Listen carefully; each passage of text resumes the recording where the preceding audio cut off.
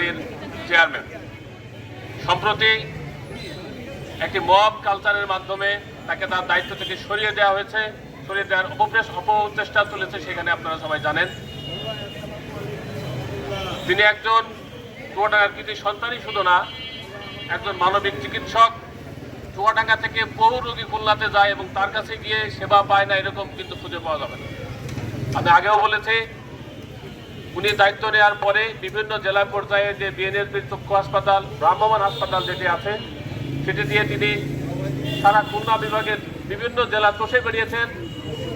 অতি সম্প্রতি আপনারা অনেকেই হয়তো জানেন, চুয়াডাঙ্গা জেলাতে 2টি আই ক্যাম্প পরিচালনা তিনি করেছেন। এখানে প্রায় 1000 রোগীকে বিনামূল্যে চিকিৎসা এবং অপারেশন করেছেন।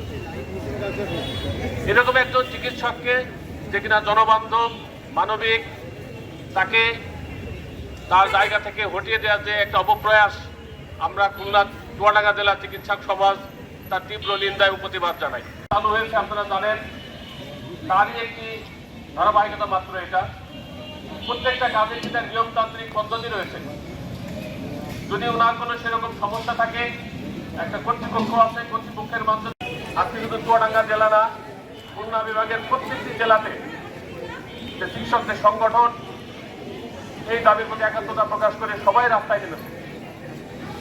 ডাক্তার রফিকুল হক বাবলু শুধু একজন চুয়াডাঙ্গার সন্তানই না, আপনারা তো অনেকেই জানেন, তিনি ডক্টর অ্যাসোসিয়েশন অফ বাংলাদেশ ড্যাব এর কেন্দ্রীয় কমিটির উপদেষ্টা পরিষদের একজন সদস্য।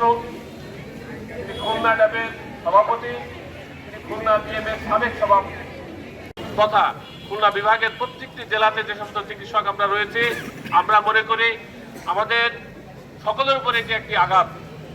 এজন্য আমরা কেউ ঘরে বসে থাকতে পারি নাই, আমরা রাস্তায় নেমে এসেছি এবং সাংবাদিক ভাইদের মাধ্যমে আমরা দেশবাসীকে জানাতে চাই, যদি এই ঘটনার সঠিক তদন্ত এবং দোষী ব্যক্তিদের বিরুদ্ধে ব্যবস্থা নেওয়া না হয়, তাহলে কেন্দ্রীয় ড্যাবের নির্দেশনা মোতাবেক আমরা পরবর্তী আমাদের যে কর্মসূচি, বৃহত্তর কর্মসূচি, সেটা ঘোষণা করতে বাধ্য হব। আমি আবারও সবাইকে ধন্যবাদ জানাই। এই বৈশাখের রৌদ্রে আমাদের ডাকে সাড়া দিয়ে আপনারা এসেছেন, আমাদেরকে সহায়তা করেছেন এবং আমরা যেন এই আন্দোলনকে একটা ফলপ্রসূ আন্দোলনে নিয়ে যেতে পারি, সেজন্য আপনাদের সকলের সহযোগিতা আমাদের একান্ত কাম্য। আপনারা সবাই ভালো থাকবেন। ধন্যবাদ সবাইকে। পর্যায়ে আমি